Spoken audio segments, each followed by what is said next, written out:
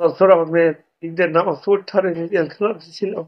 আপনারা জানেন যে একটা ফ্যাসিস্ট সরকার ছিল 17 বছর একত্রে কোনো ইফতার করার সুযোগ আমাদের ছিল না।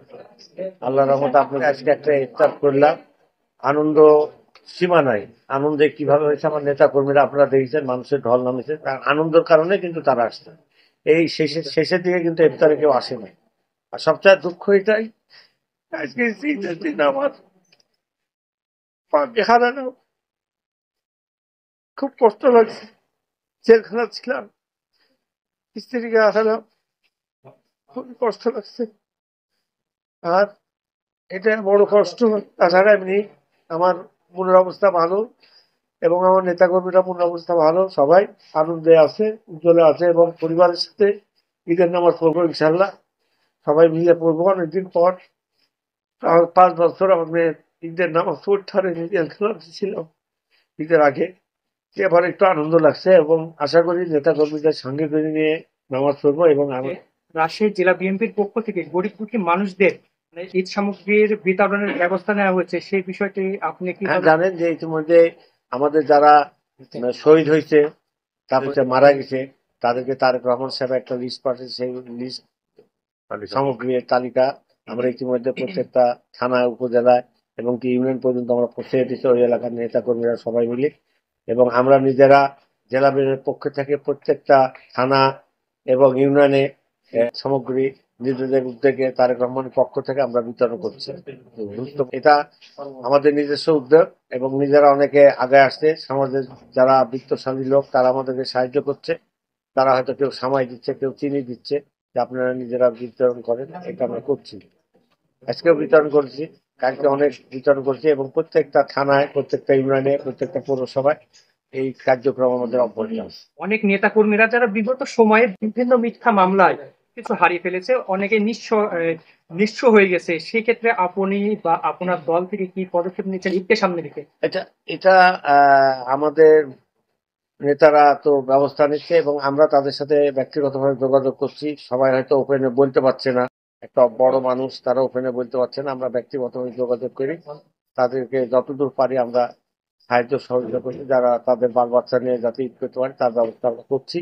যারা অসহায় পরিবার এবং আমাদের নেতাকর্মীরা যারা অসহায় আছে, তারা ব্যক্তিগতভাবে আমরা এটা করছি। যদি রাজনৈতিক বিষয়টা দেখি, তাহলে আপনি যদি চারঘাট বাঘা আসনে নির্বাচিত হন, সেই ক্ষেত্রে আপনার পদক্ষেপ কি থাকবে?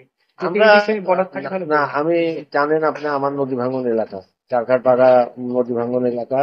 এটা আমাদের প্রথম স্টেপ, যে নদী ভাঙ্গনের এলাকার মানুষ বিভিন্ন জায়গায় কিন্তু চলে গেছে, বিভিন্ন জায়গায় আছে এবং নদী ভাঙ্গন এখন আমরা রোধ করতে পারিনি, নদী ভাঙছে। এগুলা ব্যবস্থা করা, নদী ভাঙ্গনের ব্যবস্থা করা এবং আমের যে প্রচুর চারঘাট বাগার যে আম আছে, এই আমগুলা আমরা বাজারজাত করতে পারি না ঠিক মতো এবং আমাদের এই বাজারজাত করার জন্য আমাদের এই এলাকার কৃষকদের বহুদিন ধরে স্বপ্ন আছে। যদি অনেকে কথার ফুলঝুরি ঝুরায় স্বপ্ন দেখায়, কিন্তু আসলে এই আমের নিয়ে এখন পর্যন্ত বাংলাদেশে কোনো গবেষণা হয়নি। আমাদের ইচ্ছা যে আগামী দিন যদি বাংলাদেশ জাতীয়বাদী দল ক্ষমতায় আসে, তাহলে চারঘাট বাগা বা রাজশাহী অঞ্চলে যেসব আমের এলাকা আছে এগুলো দিয়ে গবেষণা করার জন্য। আর একটা কথা হলো যে বেকার সমস্যা, রপ্তানি করা এবং বেকার সমস্যা যে আছে সেগুলোর কারণে এই চারঘাট বাগান যাতে নতুন করে আমরা ইন্ডাস্ট্রি করতে পারি, বেকার সমস্যা এই সমাধানগুলা পথ বাইর করে এগুলা সমস্যার সমাধান করার আমরা চেষ্টা করবো ইনশাল্লাহ। আগামী নির্বাচনে যদি আপনি বিজয়ী হন, আপনার সর্বপ্রথম লক্ষ্য কি থাকবে চারঘাট বাঘাকে নিয়ে? হয়নি, যদি মানুষ ভোট দেয় বাংলাদেশ জাতীয়বাদী দলে এবং আল্লাহ রহমতে যদি আমি নমিনেশন পাই, আমি যদি ভোটে নির্বাচিত হই, তাহলে অবশ্যই আমাদের সব হাজার হাজার মানুষ বেকার সমস্যা আছে এগুলো সমাধান করা এবং মা বোনের যাতে চিকিৎসার ব্যবস্থা হয়, দ্বারে দ্বারে পৌঁছাতে পারে। 31 দফার মধ্যে আছে, তারপর আমরা চেষ্টা বাস্তবায়ন এটা করবো। সর্বপ্রথমে এই দুইটা কাজ আমার জীবনে হবে ইনশাল্লাহ।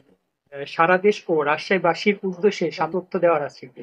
হ্যাঁ, আমি ঈদ মোবারক জানাই, শুভেচ্ছা জানাই। পাশাপাশি আমার নেতাকর্মীর উদ্দেশ্যে বলতে চাই যে আপনারা সবাই জানেন যে তারেক রহমান কিছু কিছু জিনিস পছন্দ করে না। আপনারা ইতিমধ্যে অনেক জায়গায় ইফতারকে কেন্দ্র করে অনেক বিশৃঙ্খলা ঘটনা করেছে, এগুলো থেকে আপনারা দূরে থাকবেন এবং আমরা যাতে সবাই মিলে, আমাদের একটা বড় পরিবার, যদিও কিছু বিশৃঙ্খলা হয়েছে যাতে ভবিষ্যতে না হয়, আমরা সবাই মিলে যাতে ঈদের নামাজ একসাথে পড়তে পারি এবং সবাই যাতে আনন্দটা সবাই ভাগাভাগি করে নিতে পারি।